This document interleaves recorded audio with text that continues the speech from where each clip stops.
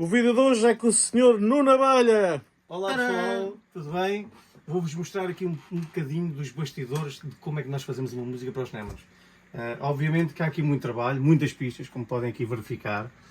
Eu vou pôr aqui um bocadinho a tocar, mas não vai tocar, porque vocês... Não se pode. És mau, é? Qual é o dia que se pode? Qual é o dia? Porque vocês vão ter que fazer o pré-save em todas as plataformas digitais no dia... Que sai no dia 2. Para sair no dia 2 de junho. Ah, Façam boa. já o pré-save.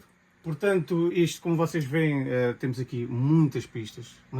Aquilo que vos chega depois da música estar pronta dá mesmo muito trabalho. Quantos instrumentos, mais ou menos? Nós temos sempre cerca de 60 para cima, sempre para cima.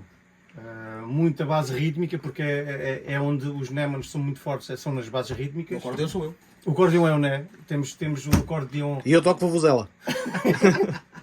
temos um acordeão, nesta música em particular vocês vão gostar porque é um estilo, não posso dizer Não, pode ser Nada, não podes dizer